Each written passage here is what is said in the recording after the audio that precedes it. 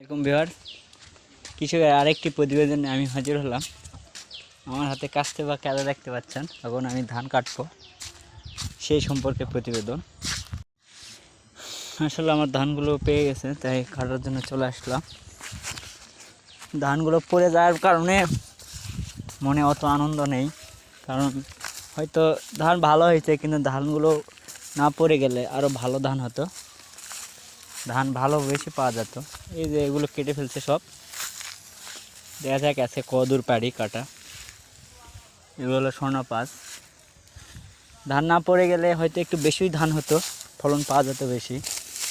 ধান পড়ে যাওয়ার কারণে মনটা একটু খারাপ। তাই আল্লাহ যা করছে ভালোর জন্যই করছে, সেটা কারো হাতে নাই। এই পর্যন্ত বর্তমানে ধান কাটা হয়েছে। আসলে ধানের গোড়াগুলো পচে যাওয়ার কারণে ধান কাটতে একটু